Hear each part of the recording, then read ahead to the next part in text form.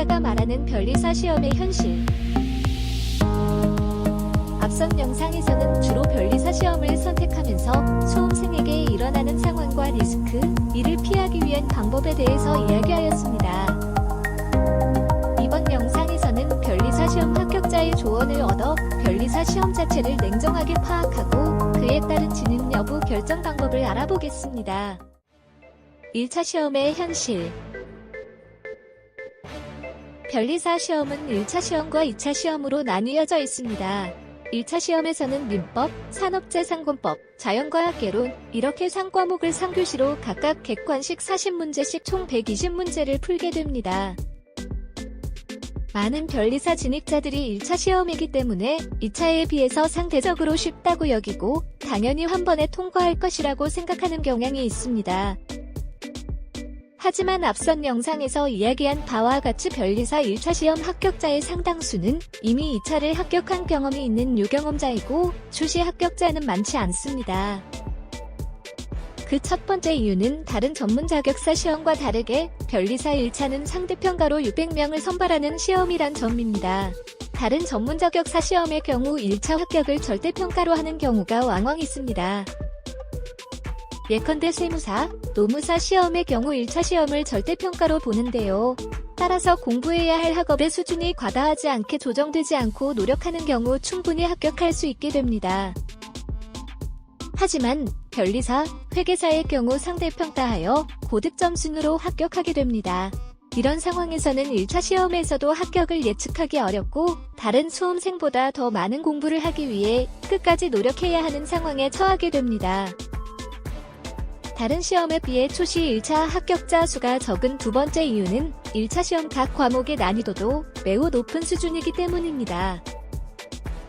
산업재산권법은 조문을 중심으로 매우 정치하고 세밀한 내용을 물어보아 학생들을 힘들게 하고 민법 과목은 과목 자체의 분량이 매우 방대할 뿐만 아니라 시험의 난이도도 현재 법원행시 시험과 함께 변호사 시험 나은가는 명실상부 대한민국에서 두 번째로 어려운 민법객관식 시험에 속합니다. 또한 자연과학개론은 엄청난 범위와 어려운 문제의 경우 상당한 난이도의 문제가 나옵니다. 특히 생물의 경우 문제는 10문제 밖에 출제되지 않지만 민법만큼 범위가 넓다고 이야기하는 1차 수험생들이 많습니다. 상대평가 시스템에서는 심해질수록 1차 합격의 난이도가 절대평가에 비해서 상승하게 됩니다. 최근 변리사의 인기가 상승하면서 1차 시험 과목의 난이도가 전반적으로 상승하였습니다. 특히 자연과학개론 과목에서 그러한 경향성은 두드러지는데요.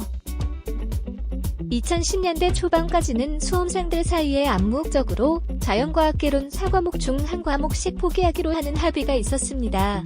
하지만 최근 들어 경쟁이 치열해지면서 이러한 암묵적 합의를 깨고 모든 과목을 공부하는 수험생들이 늘어나 최근에는 4과목 모두 포기하지 않고 공부하는 것이 트렌드가 되었습니다. 이러한 추세는 수능에서 과학탐구 영역을 2개만 공부해온 학생들이 변리사 시험에 진입하는 데 장애물이 되고 반사적으로 어렸을 때부터 과학탐구 영역 대부분 과목을 공부해왔던 장수생들이 더욱 1차 합격을 하기 쉽게 만드는 요인이 됩니다. 이러한 높은 난이도를 예상하지 못하고 변리사 1차 시험에 진입한 수험생들은 소수만이 첫 번째 시험에서 1차를 합격하고 결국 대다수는 첫 번째 시험에서 고배를 마시고 두 번째 해에 통과하게 됩니다. 하지만 1차를 이번 보는 상황은 변리사 시험에 투자하는 시간을 크게 늘려 이후 2년 뒤 2차 시험 실패 시 4년을 투자한 상황이 되어 본전 심리를 크게 자극해 손자를 더욱 힘들게 만듭니다. 2차 시험의 현실.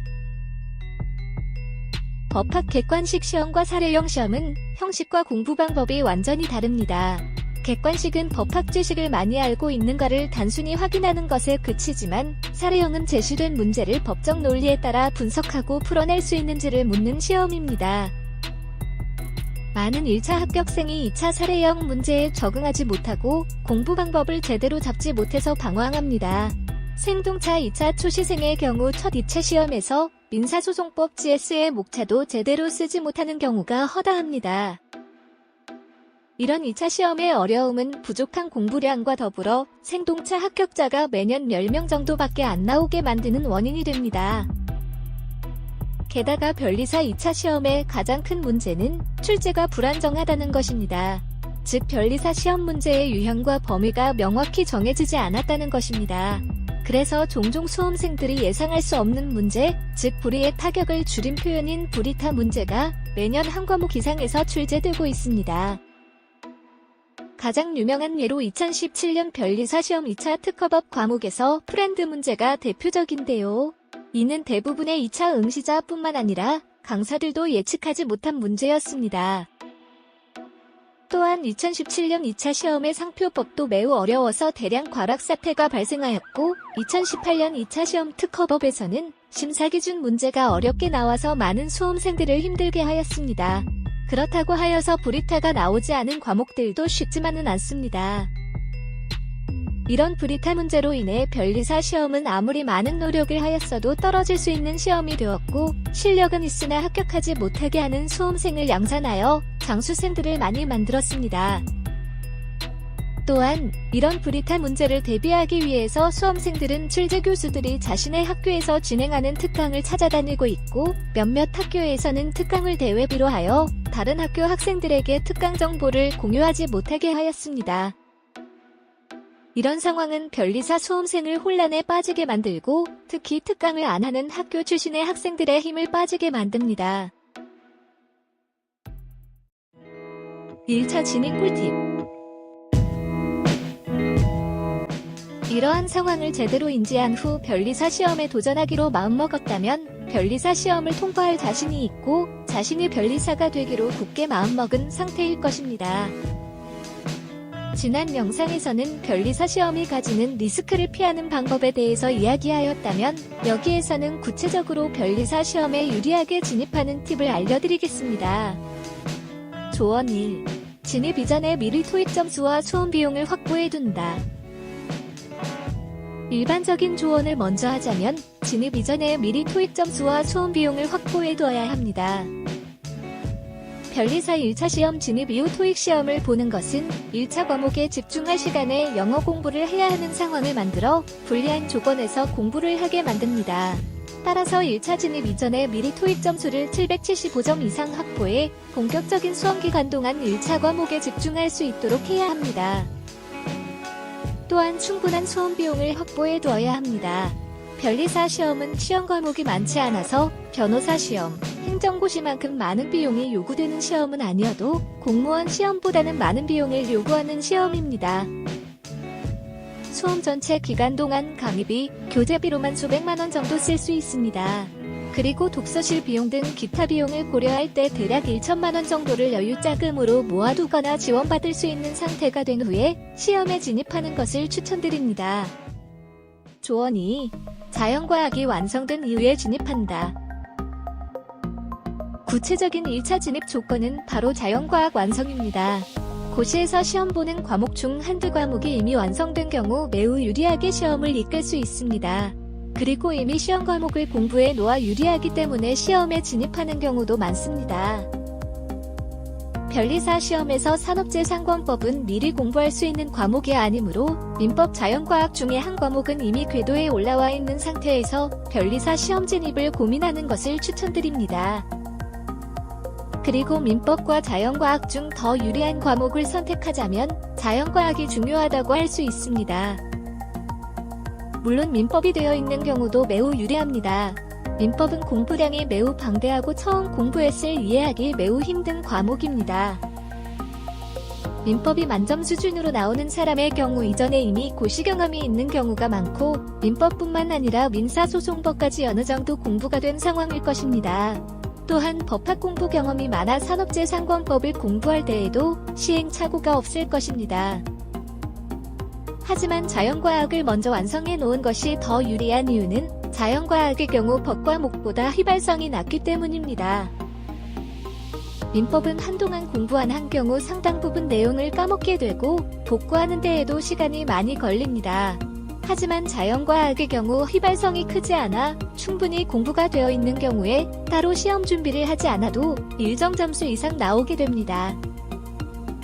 따라서 변리사를 도전할 생각이 있다면 학부 저학년 시절의 공학 인증 과목 및 교양 선택 과목에서 최대한 일반 과학을 공부해두는 것이 좋고, 그리고 평소에 틈틈이 지식을 쌓아두는 것이 좋습니다.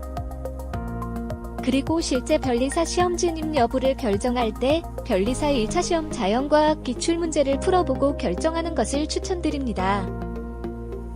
변리사 진입을 위한 자연과학 과목 적정 점수는 기출문제 기준 최소 50점이고 70점 이상이면 완벽한 수준입니다.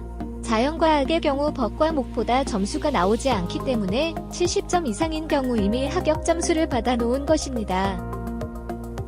만약 변리사 시험 기출문제를 풀어보아 점수가 낮거나 자연과학 공부가 되어 있지 않다면 일단 변리사 진입을 미뤄두고 천천히 전공 공부, 학점 관리를 하면서 자연과학을 조금씩 정리해두면서 다른 진로도 알아보는 것이 좋습니다.